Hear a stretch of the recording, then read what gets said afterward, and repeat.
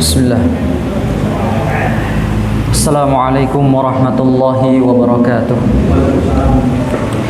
Innal hamdalillah nahmaduhu wa nasta'inuhu wa nastaghfiruh wa na'udzu billahi min shururi anfusina wa min sayyiati a'malina.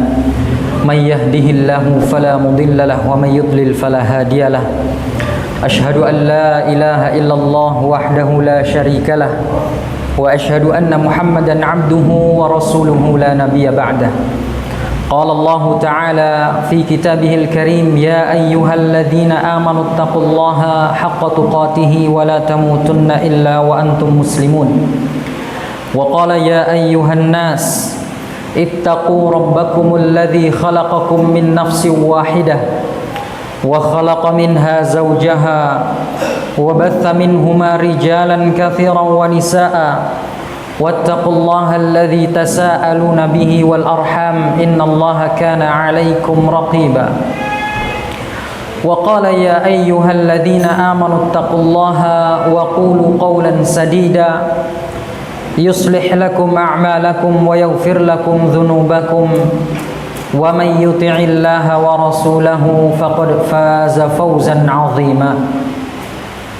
Amma ba'du fa inna asdaqal hadithi kitabullah wa khairal huda huda Muhammadin sallallahu alaihi wa alihi wasallam wa syarral umuri muhdatsatuha fa inna kulla muhdatsatin bid'ah wa kulla bid'atin dhalalah wa kulla dhalalatin finnar. Ikhwanna rahimani wa rahimakumullah.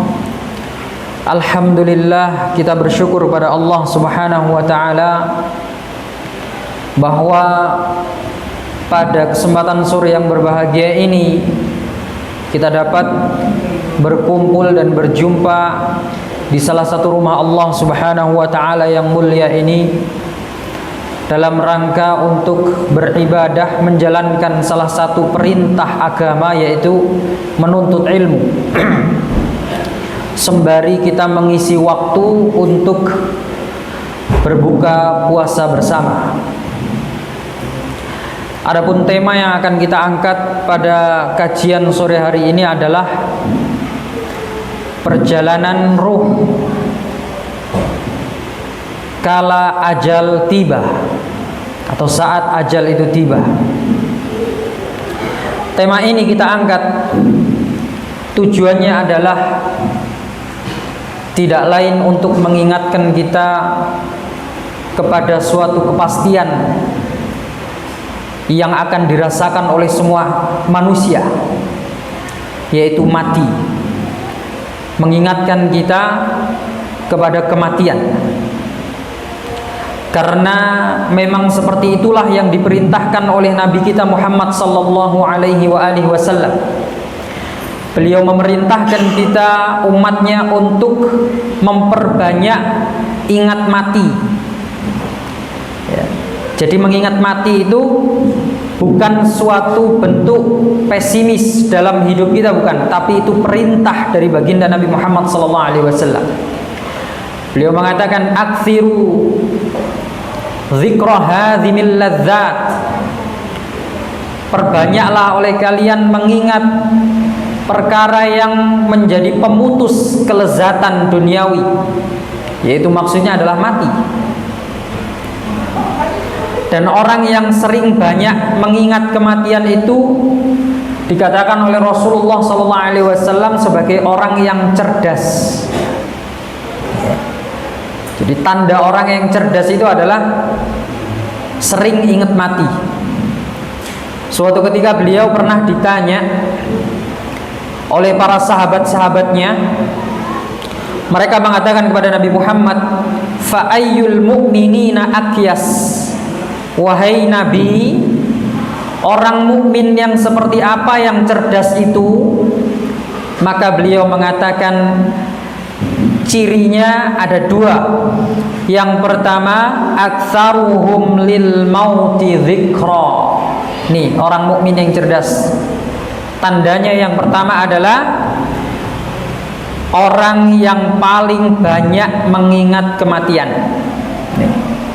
Kemudian yang kedua, wa ahsanuhum lima ba'dahu isti'dada. Orang yang paling bagus persiapannya untuk menyambut kematian itu. Ulaikal aqyas, itulah orang mukmin yang cerdas. Yang paling banyak ingat mati, yang paling bagus persiapannya untuk mati, menjemput atau menyongsong kematian. Itu adalah orang yang cerdas. Ikhwanna rahimani wa rahimakumullah. Maka dengan mengkaji ini harapannya kita termasuk salah satu dari umat Nabi yang cerdas. Karena dengan mengkaji masalah mati ini akan mengingatkan kita kepada kematian. Kematian ini merupakan suatu kepastian sebagaimana yang kita ketahui. Di dunia ini semuanya tidak ada yang pasti. Baik itu harta, tahta, popularitas dan lain sebagainya, itu tidak bisa menjadi kepastian bagi manusia. Ada kalanya kita mendapatkan harta, kadang pula tidak. Ada sebagian orang yang mungkin mendapatkan jabatan, mendapatkan tahta, tapi sebagian lain tidak mendapatkannya. Ada orang yang bisa mendapatkan popularitas, tapi ada banyak orang yang tidak terkenal, tidak mendapatkan popularitas. Artinya segala sesuatu itu bisa tertunda dan itu bukan suatu kepastian bagi manusia. Namun kematian, ikhwanna rahimani wa rahimakumullah, semua manusia pasti merasakan kematian. Kita semua pasti merasakan mati, ya. Pasti akan dijumpai oleh kematian. Allah Subhanahu wa taala mengatakan kullu nafsin dha'iqatul maut. Semua jiwa pasti akan merasakan yang namanya kematian. Ya. Gak ada manusia yang kemudian kekal abadi hidupnya, gak ada. Semua pasti mati. Orang kayanya, orang miskinnya, orang mulianya, orang hinanya, ya. Baik itu para nabi maupun umatnya, semuanya mati. Karena itu sudah menjadi ketetapan Allah. Oleh karena itu dalam surat Ali Imran Allah mengatakan ayat ke-185, Allah mengatakan dalam surat Al-Anbiya ayat ke-34 Allah mengatakan wa ma ja'alna li basyarin min qablikal khuld. Wahai Muhammad, kata Allah, kami tidak menjadikan bagi seorang pun sebelummu hidup kekal. Semuanya sudah mati. Orang-orang yang sebelummu semuanya mati. Ya. Tidak ada keabadian, tidak ada kekekalan bagi manusia. Bagi semua yang mempunyai jiwa, semuanya pasti mati. Maka kematian adalah suatu kepastian yang akan kita jumpai dan akan kita rasakan. Kemudian ikhwanna rahimani wa rahimakumullah, kematian itu murni kaitannya dengan ajal. Ajal itu apa? Ajal itu adalah masa, batasan waktu, ya. Dan itu kematian murni kaitannya dengan ajal. Kalau ajal kita sudah tiba, kalau batas waktu hidup kita sudah habis, matilah kita. Jadi kematian itu tidak ada hubungannya dengan kesehatan. Kematian itu nggak ada hubungannya dengan usia, juga nggak ada hubungannya dengan kekuatan, kondisi tubuh, kondisi fisik manusia, nggak ada kaitannya dengan itu, ya. Murni kaitannya mati itu adalah dengan ajal. Dan banyak peristiwa yang sudah kita saksikan membuktikan pernyataan ini, membuktikan pernyataan bahwasanya mati itu murni karena ajal, ya. Ada orang yang Sudah tua nggak mati-mati, yang muda justru mati duluan. Hanya ada orang yang sakit berkepanjangan tapi nggak meninggal. Giliran orang yang sehat nggak punya riwayat sakit apa-apa tiba-tiba mati. Ya. Ada juga orang yang tubuhnya itu lemah, sering sakit. Kalau orang Jawa bilang tuh engkri-engkrien, ya, atau bahasa Indonesianya itu ringkih sekali tubuhnya, gampang sekali sakit, dikit-dikit sakit, tapi hidupnya lama, usianya panjang, ya, nggak mati-mati. Giliran orang yang sehat, segar, bugar, badannya kelihatannya kuat, mengangkat beban yang berat-berat dia kuat dan lain sebagainya, mati duluan. Ini semua menunjukkan bahwa mati itu karena ajal, karena waktu, ya, karena batas waktu yang diberikan oleh Allah Subhanahu wa Ta'ala itu sudah tiba, maka matilah seseorang. Jadi nggak ada kaitannya dengan penyakit, nggak ada kaitannya dengan musibah ini dan itu. Ada kalanya memang jamaah yang dirahmati Allah, Allah Subhanahu wa Ta'ala itu menjadikan sakit, Allah menjadikan suatu bencana, kecelakaan, tenggelam, kebakaran, dan berbagai macam jenis kecelakaan sebagai salah satu sebab untuk mewujudkan kematian bagi seorang hamba. Tapi itu bukan sebab utama. Sebab utamanya adalah ajal. Karena ada orang yang kecelakaan, ikhwan, tangannya patah, kakinya patah, bahkan sampai kelindes, hidup. Sedangkan orang jalan kesandung batu kecil, jatuh, mati. Ya. Banyak kejadian seperti itu. Ada orang yang sudah tenggelam, ya, bahkan berhari-hari, ya, ketika dicari ditemukan masih hidup. Jadi kematian itu sekali lagi bukan karena bencana, bukan karena sakit dan lain sebagainya. Ada orang yang sakit sudah divonis sama dokter, ini sudah stadium akhir, hidupnya kira-kira sudah tinggal beberapa hari lagi. Tapi qadarullah, penyakitnya hilang, sembuh, sehat, kayak nggak pernah sakit.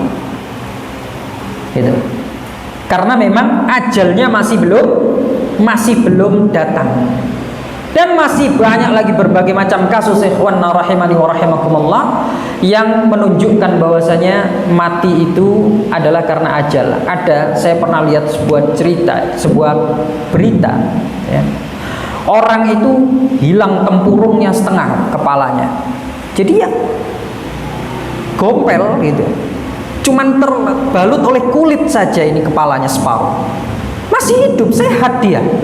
Padahal tempurung kepalanya pecah. Wallahu alam karena kecelakaan atau karena apa, ketika itu saya lupa.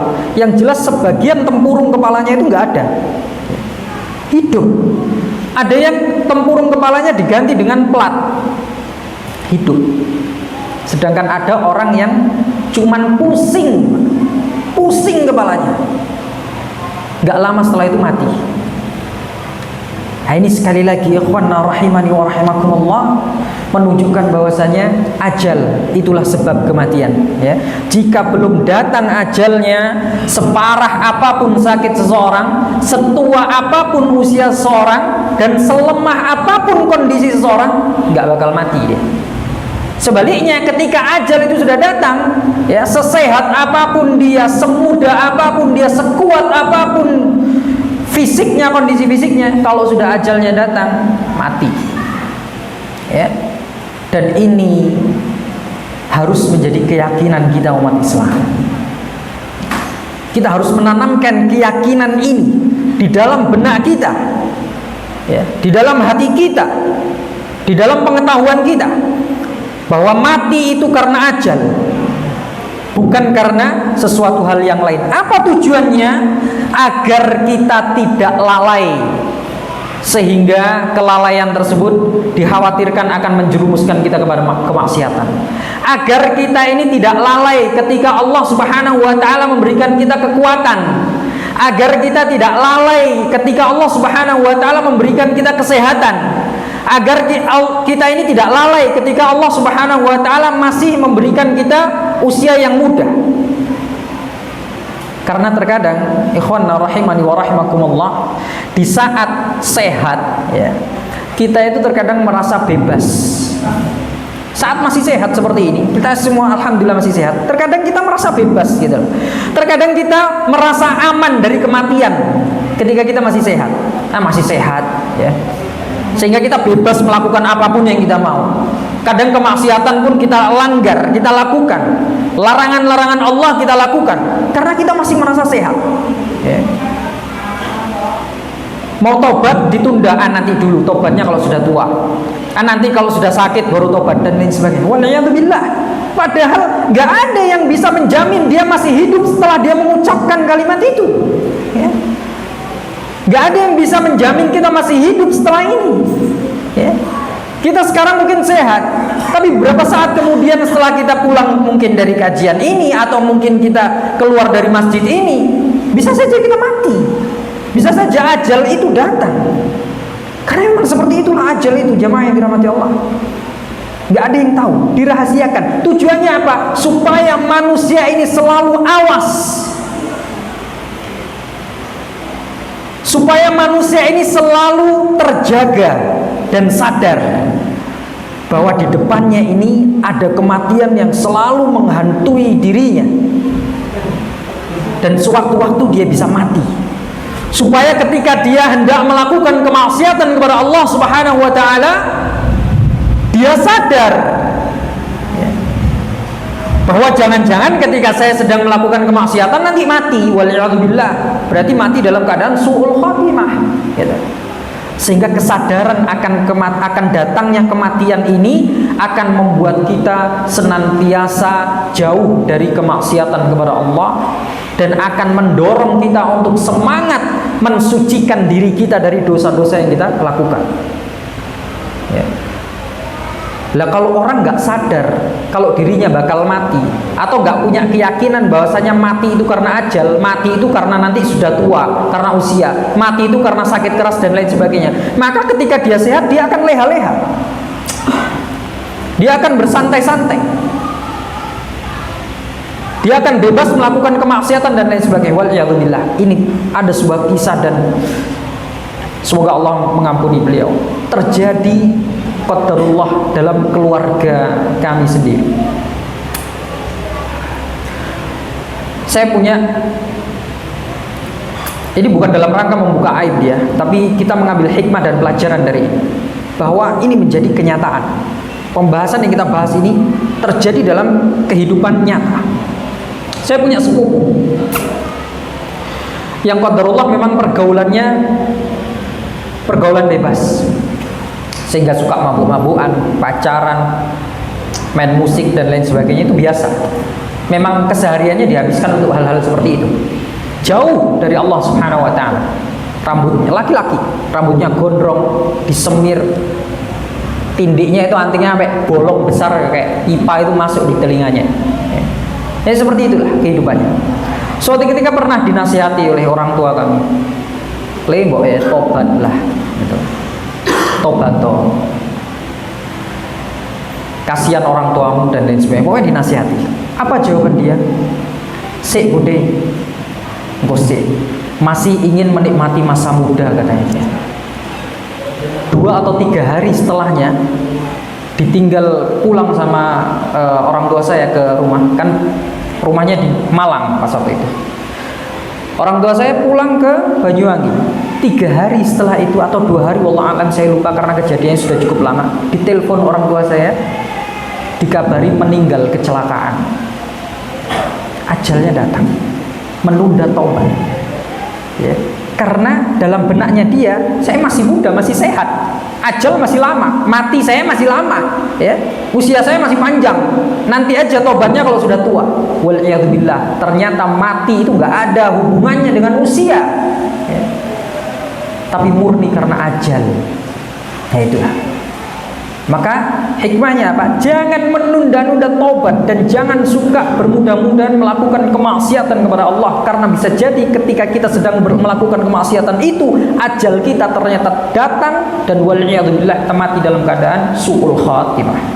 Ya.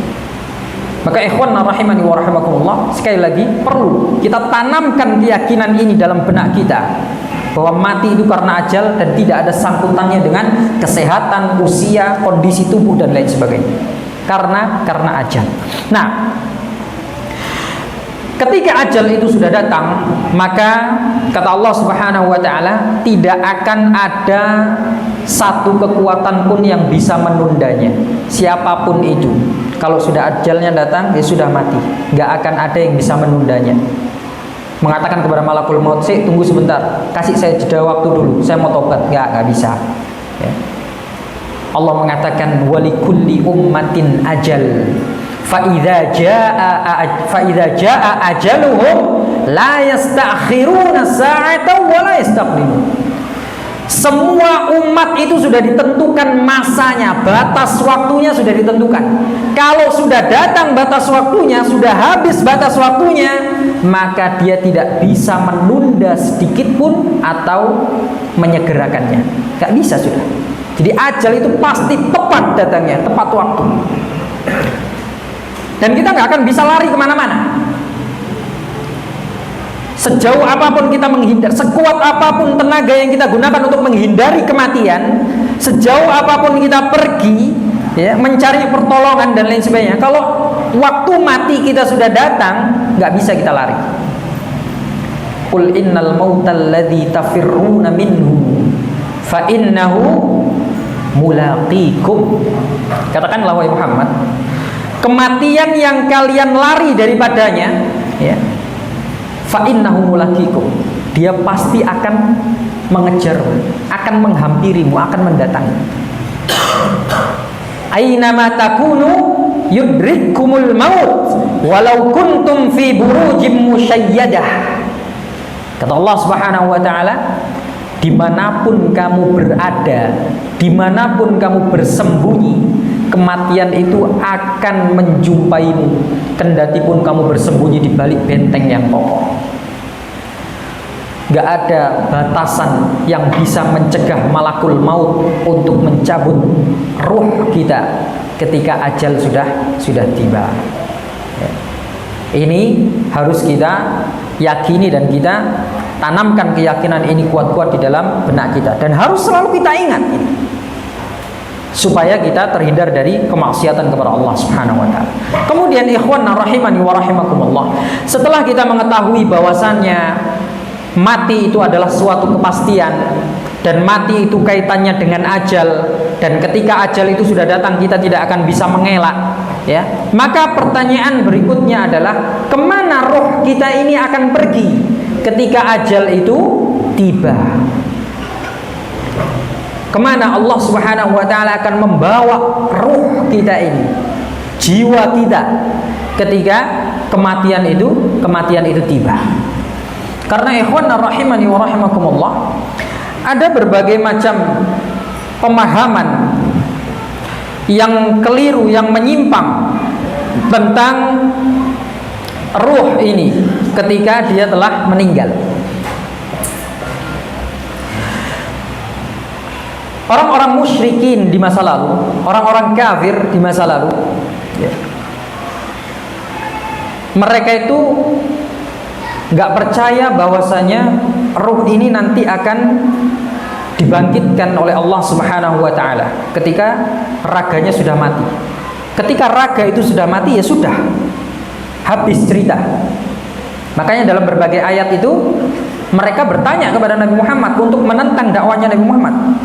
Emangnya Tuhanmu akan menghidupkan kami kembali ketika kami sudah menjadi tulang belulang dan hancur menjadi tanah? Dan itu langsung dibalas oleh Allah Subhanahu wa ta'ala, ya. Bala, tentu kami akan menghidupkan kembali. Allah Subhanahu wa ta'ala zat yang mampu menciptakan manusia yang dari asalnya tidak ada menjadi ada, itu jauh lebih mampu untuk membangkitkan manusia yang mati. Sebelumnya kita nggak ada, diadakan oleh Allah Subhanahu Wa Taala, Allah mampu, apalagi sekedar menghidupkan. Ya. Sudah mati, tapi ada kita, zatnya itu ada, dihidupkan lagi, mampu. Wong menciptakan dari yang tadinya nggak ada menjadi ada aja mampu, gitu. Ya. Jadi ini keyakinan yang keliru. Orang yang meyakini bahwa jasad atau manusia ketika mati sudah, setelah itu ya sudah, nggak ada lagi kisah, nggak ada lagi cerita. Maka ini juga menjadi peringatan bagi kaum muslimin, karena sebagian kaum muslimin itu ada yang latah. Mereka mengatakan hidup itu cuma sekali, sudah dinikmati. Keyakinan ini adalah keyakinan yang diwariskan dari orang-orang musyrikin di masa lalu. Hidup cuma sekali. Siapa bilang hidup cuma sekali? Kita ini mempunyai beberapa fase kehidupan. Ya. Bukan cuma di dunia toh. Enak banget kalau cuma hidupnya di dunia toh, habis itu mati beres cerita. Ya. Enggak sesimpel itu. Kita punya beberapa fase-fase kehidupan. Ya. Di dunia ini hanya salah satunya. Ya. Jadi jangan kemudian kita menyangka hidup cuma sekali. Orang-orang yang mengatakan hidup cuma sekali, akhirnya ya sudah dihabiskan hidupnya di dunia ini dengan senang-senang, dengan leha-leha mencari harta, sampai kayak orang gila dan lain sebagainya. Karena dia meyakini kesempatan hidupnya cuma di dunia toh. Maka kita gunakan, maka mereka berusaha menggunakan kesempatan hidup yang cuma sekali itu sebaik mungkin. Ini keliru. Keyakinan seperti ini adalah keyakinan yang keliru. Dan sayangnya umat Islam ini ketularan keyakinan seperti ini. Ya. Maka perlu diluruskan keyakinan yang seperti ini. Ada juga orang yang berpendapat bahwa rohnya orang yang sudah mati itu nanti akan hidup kembali pada masa dan waktu yang berbeda dengan bentuk yang berbeda pula. Bisa dengan bentuk manusia atau bisa dengan bentuk makhluk yang lainnya. Tergantung amalannya ketika di kehidupan sebelumnya. Kalau di kehidupan sebelumnya dia orangnya baik, orangnya akhlaknya bagus dan lain sebagainya, di kehidupan yang berikutnya nanti dia akan hidup dengan bentuk manusia yang rupawan, yang ganteng dan lain sebagainya. Kalau buruk kehidupannya, perilaku kehidupannya sebelumnya jelek dan lain sebagainya, maka di kemudian hari dia akan dihidupkan dengan bentuk yang jelek pula. Bisa dengan bentuk binatang, menyerupai babi misalkan, kera dan lain sebagainya. Ada orang-orang yang meyakini seperti ini, ya. Nah, ini yang kita kenal dengan reinkarnasi. Nah, reinkarnasi. Jadi mati sekarang, nanti hidup lagi di masa yang akan datang. Berwujud apa? Tergantung dilihat amalan di kehidupan sebelumnya dia amalannya seperti apa. Nah, ini adalah pemahaman yang di antara pemahaman yang keliru tentang ruh juga. Ada juga ikhwana rahimani wa rahimakumullah yang berpendapat bahwa ruh orang yang telah mati itu nanti akan bergentayangan dalam masa-masa tertentu. Bergentayangan di mana? Di sekitar kuburnya atau di rumahnya. Ada yang bilang pulang ke rumahnya dan lain sebagainya. Nah, ini keyakinan-keyakinan seperti ini sayangnya ikhwan rahimani wa rahimakumullah, ada sebagian kaum muslimin juga yakin seperti itu, meyakini seperti itu. Ya. Arwahnya pada hari-hari tertentu pulang ke rumah. Entah ngapain dia. Ya. Mungkin kangen sama keluarganya. Kok enak mungkin. Sudah mati masih bisa pulang. Jalan-jalan. La haula wala quwwata illa billah. Ada juga yang mengatakan arwah orang yang mati dengan cara yang tidak wajar, itu dia akan bergentayangan. Katanya dia susah menemukan jalan ke akhirat. Kok bisa? Susah menemukan jalan ke akhirat? Emangnya dia jalan sendiri ke akhirat? Enggak. Nanti kita akan bahas itu. Menurut pandangan Islam, bagaimana ruh itu menuju ke akhirat? Ya. Nah, ini ada yang mengatakan seperti itu. Ya. Orang yang matinya nggak wajar, misalkan matinya karena dibunuh, ya. Bergentayangan dia. Kadang nanti merasuki orang-orang yang terdekatnya, ya, untuk ngasih tahu ini cara matinya seperti apa. Oh, saya dibunuh sama si fulan dan si alan dan lain sebagainya. Nah, ini tentu merupakan keyakinan yang menyimpang. Sedangkan di dalam agama Islam sendiri, ikhwan rahimani wa rahimakumullah, Rasulullah sallallahu alaihi wasallam telah menyebutkan tentang pengalaman ruh manusia ketika dia nanti mati, dari mulai sakaratul maut menjelang kematian sampai matinya nanti bagaimana, itu telah disebutkan dan telah dijelaskan oleh Rasulullah sallallahu alaihi wasallam dalam berbagai hadis. Namun ada salah satu hadis yang kami anggap terperinci, dan itu yang akan kita bahas insyaallah. Hadis yang dibawakan oleh sahabat Al-Barra bin Azib radhiyallahu taala anhu. Dan di dalam hadis itu dibagi pengalaman ruh itu menjadi dua. Pengalaman ruh orang yang beriman dan pengalaman ruh orang yang kafir ketika sakaratul maut, ketika menjelang kematian sampai matinya nanti seperti apa. Nah, itu yang akan kita bahas pada pertemuan yang berbahagia ini insyaallah. Hadisnya cukup panjang, semoga waktunya cukup. Kita bahas singkat-singkat saja. Nah, yang pertama kita akan bahas pengalaman ruh orang yang beriman. Jadi kita fokuskan kepada orang yang beriman, jiwanya orang yang beriman ketika mati. Pengalaman ruh orang yang beriman, yang pertama pada saat sakaratul maut. Sakaratul maut itu adalah waktu menjelang kematian, ya, masih belum mati. Jadi pengalaman ruh itu sudah dimulai dari semenjak dia sakaratul maut, sebelum mati. Menjelang mati itu sudah dimulai perjalanannya, pengalaman perjalanan ruh ini. Yang pertama, ruhnya orang yang beriman ketika sakaratul maut, maka akan turun kepadanya malaikat dari langit dengan wajah yang putih bercahaya seperti matahari. Anil Barra bin Azib radhiyallahu taala anhu qala, dari sahabat Barra bin Azib, semoga Allah meridhai beliau mengatakan, kharajna ma'an nabi sallallahu alaihi wasallam fi janazati rajulin minal ansar. Suatu ketika kami pernah keluar bersama Nabi sallallahu alaihi wasallam untuk mengantarkan jenazah sahabat kami dari kalangan Ansar. Fantahaina ilal qabr, maka kami antarkan sampai ke kuburan. Walamma yulhaq, ketika kuburannya orang Ansar itu digali, jadi Rasulullah sallallahu alaihi wasallam pada saat sampai ke kuburan itu, para sahabat masih belum selesai menggali kubur. Jadi ketika kuburannya sedang digali, fajalasa Rasulullah sallallahu alaihi wasallam wa jalasna haulahu. Rasulullah duduk sembari menunggu orang menggali kubur, ya.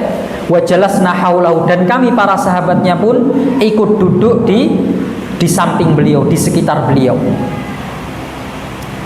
Wa ka'anna ala ru'usina thair, dan pada saat itu suasananya sangat tenang sekali.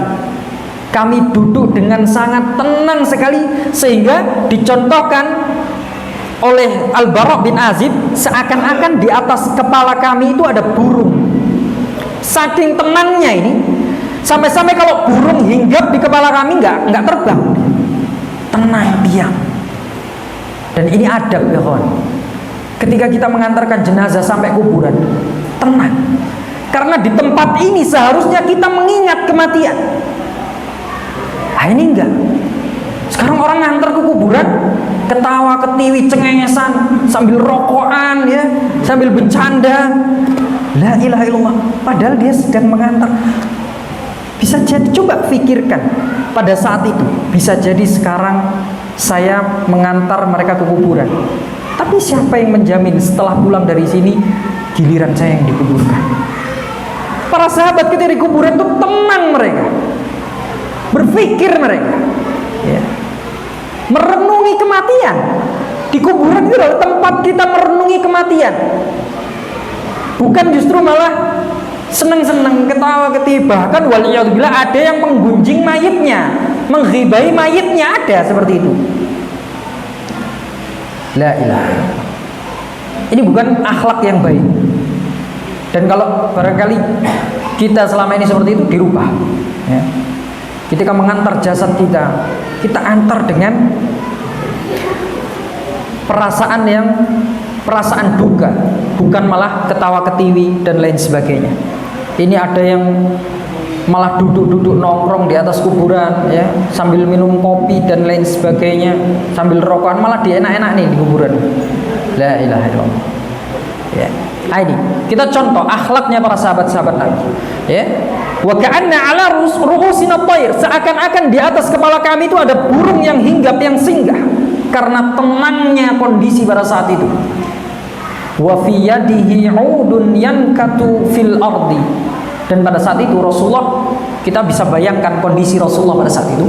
Beliau duduk sambil memegang ranting dan memukul-mukulkan ranting itu ke tanah ya, sambil mukul-mukulin ranting itu ke tanah, sambil menunggu para sahabat yang lain menggali makamnya. Sahabat-sahabat yang lainnya lagi duduk mengitari Nabi Shallallahu Alaihi Wasallam.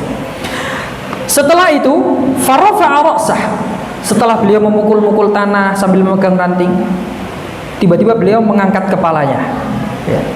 Sebelumnya menunduk, kemudian mengangkat kepalanya. Faqala, kemudian beliau menyampaikan nasihat kepada sahabatnya, ista'idzu billahi min adzabil qabr, berlindunglah kalian kepada Allah dari azab kubur. Disampaikan 3 atau 2 kali. Ista'idzu billahi min adzabil qabr, berlindunglah kamu semuanya kepada Allah dari azab kubur. Kemudian beliau mengatakan, innal abdal mu'mina, sesungguhnya orang yang beriman itu, idza kana fi inqita'in minad dunya wa iqbalin minal akhirah, nazala ilaihi malaikatun minas sama' bidul wujuh ka'anna wujuhahum syams. Sesungguhnya seorang hamba yang beriman, apabila dia berada di akhir kehidupan dunianya dan hendak menuju akhirat, yaitu masih belum mati, dalam kondisi sakaratul maut ya, masih hendak menuju akhirat, belum mati, maka pada saat itu turunlah kepadanya malaikat dari langit, yang mana wajah mereka itu putih, bersih, bersinar, seolah wajah mereka adalah matahari. Ini kalau yang sakaratul maut adalah orang yang beriman. Pembahasan kita yang pertama adalah tentang ruhnya orang yang beriman ya. Kemudian ikhwan rahimani wa rahimakumullah, setelah itu Nabi Shallallahu Alaihi Wasallam mengatakan, ini yang pertama ya, pengalaman pertama yang dirasakan oleh ruhnya orang yang beriman. Ketika dia sakaratul maut, didatangi oleh malaikat yang wajahnya putih, berseri, bersinar bagaikan matahari. Kemudian kata Rasulullah sallallahu alaihi wasallam, ma'ahum kafanun min akfanil jannah wa hanutun min hanutil jannah. Para malaikat itu tadi, mereka membawa kafan dari surga dan membawa kapur barus dari surga. Hanut, kapur barus. Jadi kapur barus ini bukan sesuatu penemuan belakangan, bukan, tapi dari masa lalu, dari zaman dahulu juga sudah ada kapur barus ini ya. Itu yang dibawa oleh malaikat ya. Hatta yajlisu minhu maddal basar. Kemudian malaikat-malaikat yang turun itu tadi duduk di hadapan ruhnya orang yang beriman yang sedang sakaratul maut tadi sejauh mata memandang. Dan ini disaksikan oleh ruhnya orang beriman yang hendak mati itu tadi, ketika dia sakaratul maut. Dilihat datangnya malaikat itu, kemudian mereka duduk di hadapannya sejauh mata memandang, sembari membawa kain kafan dari surga dan kapur barus dari surga. Kemudian setelah itu baru datanglah malakul maut. Malakul maut ini ikhwan adalah julukan bagi malaikat yang ditugaskan oleh Allah untuk mencabut nyawa kita. Dan ini julukan yang disebutkan oleh Allah Subhanahu wa taala dalam Al-Qur'an dan disebutkan oleh Rasulullah sallallahu alaihi wasallam dalam hadisnya. Malaikat yang bertugas untuk mencabut nyawa namanya adalah Malakul Maut, bukan Israel. Israel itu adalah sebutan dari athar-athar Israiliyat, kisah-kisah Israiliyat yang tidak harus kita imani. Sedangkan yang disebutkan di dalam Al-Quran dan hadis, malaikat yang diamanai oleh Allah untuk mencabut nyawa namanya adalah Malakul Maut. Ya, itu. Selama ini kan orang mengatakan nama malaikat pencabut nyawa Israel katanya. Apa? Israel ya? Malaikat Israel. Nah, itu adalah nama yang diambil dari athar-athar Israiliyat, kisah-kisah tentang Bani Israel di masa lalu. Dan tidak wajib untuk kita imani. Yang harus kita imani adalah yang datang melalui Al-Quran dan hadis, yaitu malakul maut, malaikat maut.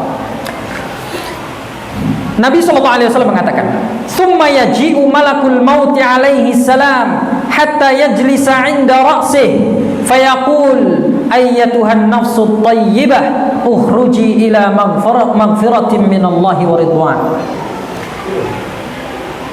Setelah para malaikat itu duduk sejauh mata memandang, ya, baru kemudian datang malakul maut. Seolah-olah malaikat-malaikat itu tadi duduk untuk menyambut kedatangannya malakul maut untuk menghampiri jiwanya orang mukmin itu tadi.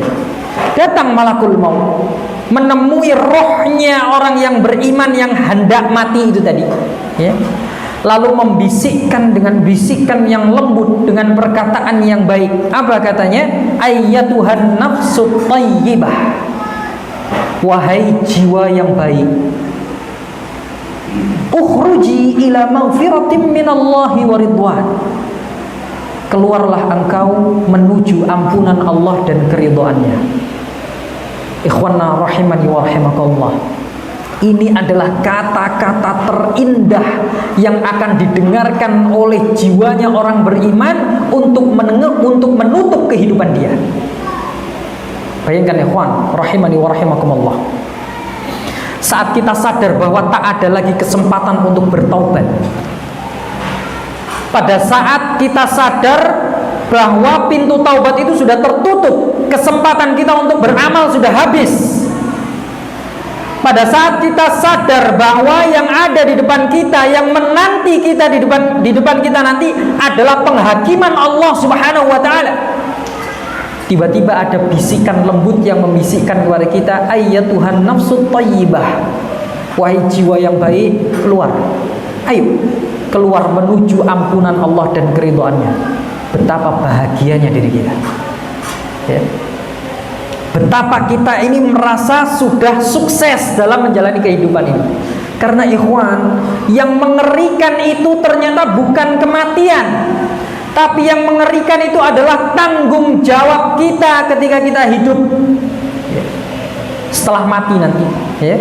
Setelah mati nanti kita akan ditanya pertanggungjawaban kita ketika kita hidup, ya. Betapa kemudian bahagianya, leganya diri kita ketika bisikan terakhir yang menutup akhir hayat kita itu nanti adalah ayyatuhan nafsut thayyibah ukhruji ila maghfiratin minallahi wa ridwan. Lega rasanya diri kita. Ini pengalaman pertama ketika sakaratul maut, pengalaman ruh ketika sakaratul maut.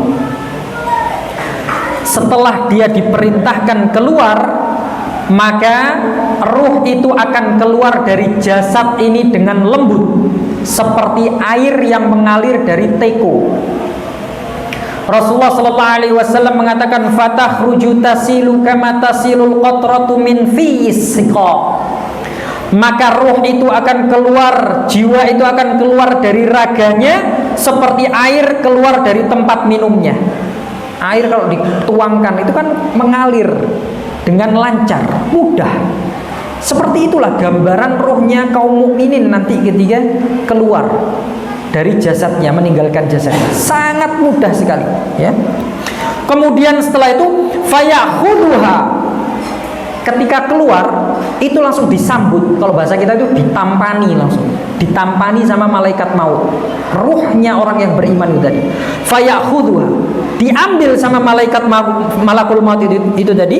Fa idza akhadhaha lam yad'uha fi yadihi tarfata ain, ketika berada di tangan malaikat maut itu tadi, langsung segera diambil oleh para malaikat yang membawa kain kafan dari surga itu tadi. Jadi nggak dibiarkan berlama-lama di tangannya malakul maut, langsung disaut, diambil, ya, oleh malaikat-malaikat yang tadi membawa kain kafan dan kapur barus itu tadi. Hatta ya'khudhuha fayaj'aluha fi dzalikal kafan wa fi dzalikal hanud. Kemudian mereka segera membungkus ruh tersebut dengan kain kafan dari surga itu tadi dan memberikan kapur barus yang mereka bawa dari surga. Ini ikhwanna rahimani wa rahimakumullah, ada anjuran di sini agar kita itu menyegerakan dalam pengurusan mayit, jenazah. Jadi kalau orang sudah mati, jangan dibiarkan dia lama-lama seperti itu. Langsung segera kumpulkan keluarganya, dimandikan, diurus, dikafani dan disolati. Seperti itu yang dilakukan oleh malaikat. Ketika ruh keluar dari jasadnya, langsung diambil oleh malaikat yang lain, langsung dikafani dan diberi uangnya. Jangan dibiarkan, nanti dulu mandikannya, nunggu keluarganya datang. Keluarganya di mana? Keluarganya di Surabaya, sedangkan dia di Banyuwangi sekarang. Masih nunggu berapa jam lagi? Kasihan. Sudah mandiin aja dulu, gitu. Diurus dulu, ya. Jangan ditunda-tunda dalam pengurusan jenazah. Nah, dan ini merupakan keutamaan orang yang beriman, ya, kawan. Orang yang beriman itu ketika dia mati, jasadnya diurus oleh saudara-saudaranya muslimin yang lain, dimandikan, kemudian dikafani, disolati, dimakamkan. Sedangkan ruhnya diurus langsung oleh para malaikat, ya. Ini perjalanan ruh orang yang beriman, pengalaman ruh orang yang beriman. Masya Allah. Kemudian setelah itu kata Rasulullah SAW, wa yakhruju minha ka'atyabi nafhati miskin wujidat ala wajhil ard. Setelah dikafani dan diberi kapur barus dari surga itu tadi, maka ruh itu tadi mengeluarkan aroma misik yang paling baik di dunia. Sangat harum sekali baunya, ya. Baunya sangat wangi, semerbak. Ini tahapan ketika di dunia. Jadi ruh ini kondisinya masih berada di dunia. Kemudian setelah itu, ikhwan rahimani wa rahimakumullah, ruh orang beriman yang sudah diurus oleh malaikat di bumi ini tadi dibawa naik oleh malaikat untuk diperlihatkan kepada Allah subhanahu wa ta'ala. Loh, apakah Allah nggak bisa melihat ketika masih ruh itu di dunia? Tidak. Allah maha melihat, Allah maha mengetahui. Tapi memang ini prosedur yang sudah dibuat oleh Allah subhanahu wa ta'ala. Dan kita tidak perlu tanya kenapa, ya. Karena Allah itu tidak ditanya atas segala tindakan yang dia lakukan. Kitalah manusia yang nantinya akan ditanya oleh Allah subhanahu wa ta'ala. Allah menetapkan seperti itu. Setelah nanti diurus oleh malaikat, ruh orang yang beriman itu di bumi akan dibawa naik kemudian ruh ini oleh para malaikat itu. Dibawa naik, diiringi dengan para malaikat yang tadi mengurus mereka yang mengurus ruh ini di dunia. Dibawa naik sampai ke langit. Fayaquluna, ya, qala fayas'aduna. Maka ruh orang yang beriman ini kemudian dibawa naik oleh para malaikat. Fala yamurruna ala mala'in minal malaikati illa qalu ma hadzal ruhut thayyib. Ruh ini terus dibawa naik oleh malaikat, dan setiap kali ruh ini melintasi malaikat-malaikat yang ada di langit, mereka selalu menanyakan, Masya Allah, ruh siapa yang baik ini, ya? Ruh siapa yang mengeluarkan aroma yang harum ini? ya. Bau harumnya itu semerbak sehingga penjuru langit semuanya, penduduk langit bisa mencium aroma wanginya. Ruh siapa ini? Ditanya seperti itu. Fayaquluna, kemudian dijawab oleh malaikat yang membawa ruh ini, fulan bin fulan, bi ahsani asma'ihi allati kanu yusammuna biha fid dunya hatta yantahu biha ila sama'id dunya. Mereka yang menjawab, ini adalah ruhnya fulan bin fulan, disebutkan namanya yang paling bagus yang dulu pernah diberikan kepada dirinya ketika di dunia. Terus dibawa ruh ini sampai mereka mencapai langit dunia. Langit dunia itu langit yang kita lihat ini. Itu langit dunia. Jadi dibawa sampai ke langit dunia. Dan dalam perjalanan ke langit dunia itu mereka melewati malaikat-malaikat yang ada. Dan semua malaikat-malaikat yang dilalui itu mereka semuanya mencium bau harumnya ruh orang beriman ini. Kemudian setelah itu, tahapan berikutnya setelah mencapai langit dunia, fayastaftihuna lahu. Para malaikat yang membawa ruh ini pun meminta izin kepada penjaga langit pertama, karena setiap langit itu ada malaikat yang menjaganya, ya. Mereka meminta izin kepada malaikat yang menjaga langit pertama untuk membukakan gerbang langit supaya malaikat ini bisa membawa ruh itu naik ke atas. Fayastaftihuna, mereka minta izin untuk dibukakan pintu langit. Fayuftahu lahum, kemudian dibukakanlah pintu langit untuk ruh ini, ya. Fayushayyi'uhu min kulli sama'in muqarribuha, kemudian setiap malaikat yang menunggu di langit itu tadi akan mengiringi untuk mengantarkan ruh ini menuju ke langit yang setelahnya. Jadi malaikat penjaga langit pertama membukakan pintunya, kemudian tidak cukup membukakan pintunya, dia juga ikut mengantarkan ruh orang yang beriman ini untuk menuju ke langit yang berikutnya. Terus demikian. Di langit yang kedua pun demikian, langit ketiga pun demikian, sampai dia mencapai sampai dia mencapai langit yang ketujuh. Nah, hatta yuntaha bihi ila sama'is sabi'ah, sampai malaikat ini membawa ruh orang yang beriman ini ke langit ketujuh, diiringi oleh para malaikat. Bayangkan, diikuti oleh para malaikat, ya.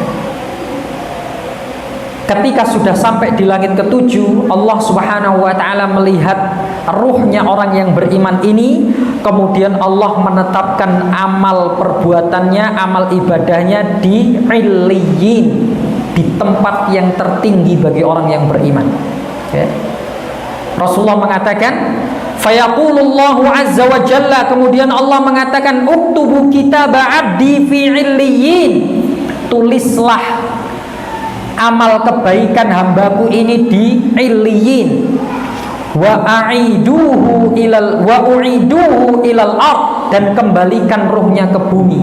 Fa inni minha khalaqtuhum wa fiha u'iduhum wa minha ukhrijuhum taratan ukhra. Karena dari bumilah aku menciptakan dia, dan dari bumilah aku menghidupkannya kembali. Jadi tahapannya seperti itu. Diurus di bumi, kemudian diiringi, diantarkan ke langit, dari langit pertama ke langit kedua, ke langit ketiga, sampai ke langit ketujuh. Kemudian dilihat amal perbuatannya oleh Allah Subhanahu wa ta'ala. Kalau baik, maka diperintahkan untuk ditulis amal perbuatannya di Illiyin. Setelah itu diperintahkan untuk mengembalikan lagi ruh ini ke bumi. Maka dikembalikanlah ruh orang yang beriman ini ke bumi, ya, ke kuburannya. Setelah ruhnya dikembalikan ke bumi, maka dari situlah dimulai fitnah kubur, ya, fitnah kubur. Fatu'adu ruhuhu fi jasadihi, kemudian ruhnya ini tadi dikembalikan ke tempat jasadnya, yaitu di kuburan. Fayatihi malakani, kemudian setelah itu datang dua malaikat kepadanya. Fayujlisanihi, kemudian didudukkan dia. Fayaqulani lahu man rabbuk.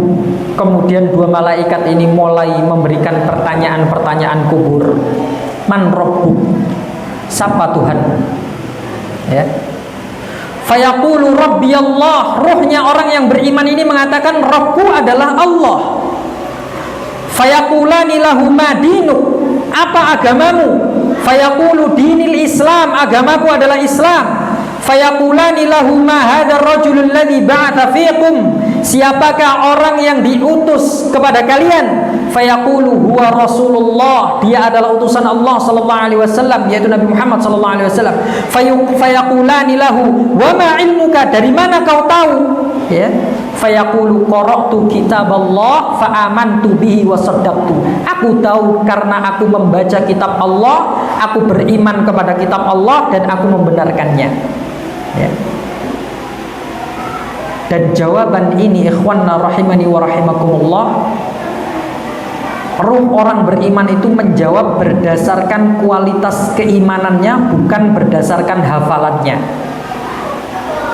Ada kalanya orang hafal di dunia, nanti ketika di kuburan ditanya man rabbuka, jawab Rabbi Allah. Man nabiyuka, Nabi Muhammad. Tapi amal ibadahnya buruk, ya. Dia suka berbuat maksiat dan lain sebagainya. Ketika di kuburan nggak bisa dia menjawab pertanyaan malaikat ini, karena jawaban dari malaikat ini didapatkan dari keimanan dia kepada Allah Subhanahu wa taala, bukan dari hafalan. Setelah dia melewati fitnah kubur, ya, fitnah kubur itu adalah pertanyaan-pertanyaan ini, ya. Man rabbuka wa madinuka, man nabiyuka wa madinuka, dan lain sebagainya. Itu adalah fitnah kubur. Kalau lulus pada fitnah kubur ini, maka dia akan mendapatkan kenikmatan di dalam kubur. Ruh itu tadi akan mendapatkan kenikmatan di dalam kuburnya, ya. Kenikmatannya apa saja? Ada beberapa kenikmatan. Kenikmatan yang pertama, ditampakkan pemandangan surga dan diberi pakaian dia dari surga, kemudian dibukakan pintu menuju ke surga. Ya. Ditampakkan pemandangan surga, kemudian diberi dia pakaian dari surga, dan dibukakan pintu untuk menuju ke surga. Jadi dia bisa lihat jalan menuju ke surga, itu dia bisa lihat. Fayunadi munadin min fis samai an sadaqa abdi. Ya, ada seruan dari langit yang mengatakan hambaku ini adalah hamba yang jujur. Fafrishuhu minal jannah, maka bentangkanlah untuknya bentangan dari surga. Wa albisuhu minal jannah, pakaikan dia pakaian dari surga. Waftahu lahu baban ilal jannah, dan bukakan pintu yang bisa menunjukkan jalannya kepada surga. Ya, senang Pak kita. Rohnya orang beriman itu nanti senang di kuburan. Masih belum di surga, masih di kuburan itu sudah senang, karena dia sudah bisa merasakan sebagian kenikmatan yang ada di surga. Kemudian nikmat kubur yang kedua adalah diluaskan tempat tinggalnya, ya. Qala fayatihi min ruhiha wa tibiha wa yufsahu lahu fi qabrihi madda basarih. Kemudian ketika dibukakan pintu surga kepada dirinya, dia bisa merasakan aroma surga, dan hawanya surga itu sudah bisa dia rasakan. Sejuknya surga itu sudah bisa dia rasakan. Kemudian yufsahu lahu qabruhu fi qabrihi madda basari. Kuburannya itu diluaskan sejauh mata memandang. Tentu ini pengalaman di alam barzakh, di dimensi lain, bukan di dimensi kita, bukan di dunia, ya. Kalau kita gali kuburannya, ya tetap ukurannya segitu, ya. Ukuran di dunia, di dimensi kita tetap ukurannya segitu. Tapi di barzakh, tempat tinggalnya nanti, dia akan mempunyai tempat tinggal yang sangat luas sejauh mata memandang, ya. Kemudian kenikmatan yang ketiga, yang berikutnya adalah dia akan ditemani dengan amal solehnya. Jadi di kuburannya, di barzakh itu dia nggak sendirian, ditemani oleh amal solehnya. Qala wa ya'tihi rajulun hasanul wajhi hasanul thiyabi, ya, tibur rihi Fayaqul abshir billadzi yasurruka. Lalu datanglah kepadanya seorang yang wajahnya bagus, tampan rupawan, kemudian bajunya bagus, kemudian mengeluarkan aroma yang sangat harum. Dan sosok ini kemudian mengatakan, bergembiralah engkau dengan sesuatu yang akan menyenangkanmu sekarang ini. Hadza yaumukal ladzi kunta tu'ad. Ini adalah hari yang kamu dijanjikan dengannya oleh Allah Subhanahu wa taala. Ya. Ruh ini kemudian kaget dia. Akhirnya dia tanya, "Man anta?" Kamu ini siapa? Fawajhuka alwajhu yaji'u bil khair. Saya melihat wajahmu ini adalah wajah yang mendatangkan kebaikan. Ya. Wajahmu ini sangat rupawan sekali. Kamu ini siapa? Kok datang ke sini, ke tempatku, ke makamku? Ya. Kemudian sosok ini mengatakan, ana amaluka sholih. Aku adalah amal solehmu. Ketekan. Gak mati ya. Aku adalah amalmu yang soleh. Diserupakan oleh Allah Subhanahu wa taala amal soleh ini sebagai sosok yang tampan rupawan, yang harum, untuk menemani hamba ini, ruh orang yang beriman ini, sembari menunggu datangnya hari kiamat. Ya. Kemudian ruh ini mengatakan, Rabbi aqimis sa'ah hatta arji'a ila ahli wa mali. Ya Allah, segerakanlah hari kiamat sehingga aku bisa segera kembali menemui keluargaku dan hartaku. Jadi rohnya orang yang beriman itu nanti ketika di kuburan, angen-angennya apa? Supaya segera datang hari kiamat, supaya dia bisa segera menikmati pemandangan yang sekarang hanya bisa dia lihat, belum bisa dia sentuh. Jadi selalu dia setiap hari berdoa, aqimis sa'ah, Rabbi aqimis sa'ah. Ya Allah, segerakan hari kiamat. Segerakan hari kiamat. Itu pengalaman orang yang beriman, ruhnya orang yang beriman. Lah sampai di sini kira-kira sempat nggak roh itu kemudian bergentayangan sebagaimana yang diyakini oleh sebagian kaum muslimin? Gak sempet, Pak. Mau gentayangan gimana? Dia baru keluar dari jasadnya langsung ditampani oleh malaikat, langsung dikafani oleh malaikat. Ya. Nah, ini membantah sebagian keyakinan orang bahwa ruhnya orang yang sudah mati itu kadang dia bisa pulang, kadang pada hari Jumat dia bisa pulang, ya, menemui keluarganya, kadang dia gentayangan ke sana kemari. Lah, nggak bisa. Dia sudah pindah ke dimensi lain, ke alam barzakh. Alam barzakh itu, Pak, bisa dimasuki, dan kalau orang sudah masuk ke dalamnya nggak bisa keluar. Sudah. Jadi keliru orang yang kemudian mengatakan ruhnya orang yang sudah mati itu gentayangan dan lain sebagainya. Itu adalah propaganda dari musuh-musuhnya, dari tentara-tentaranya setan, ya, tentara-tentaranya jin, untuk menakut-nakuti manusia. Karena apa? Karena jin itu, setan itu takut kepada orang yang berani. Makanya mereka berusaha untuk membuat manusia itu takut supaya gantian mereka yang berani. Ya.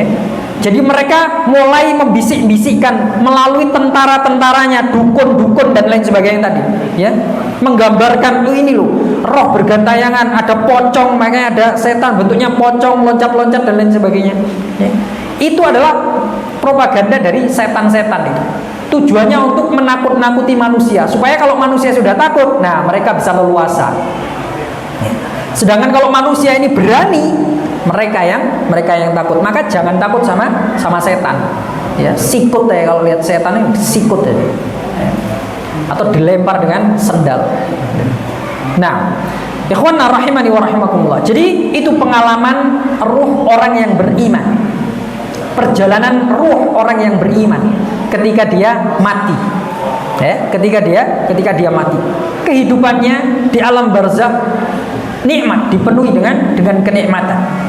Di kuburan pun demikian, dipenuhi dengan kenikmatan. Bagaimana kemudian nasib dan pengalaman ruh orang kafir? Nah, ini insya Allah akan kita bahas pada kesempatan berikutnya. Sudah habis waktunya. kita gunakan sewaktunya yang masih ada untuk menunggu waktu berbuka atau sudah berbuka mungkin ya. Di kesempatan yang akan datang insya Allah kita akan melanjutkan pembahasan dengan membahas nasib atau pengalaman ruh orang yang kafir. Nah, wallahu a'lam bishawab. Kurang lebihnya saya mohon maaf karena waktunya sudah habis. Kita akhiri dengan doa kafaratul majlis. Subhanakallahumma bihamdika asyhadu an la ilaha illa anta astaghfiruka wa atubu ilaik. Assalamualaikum warahmatullahi wabarakatuh.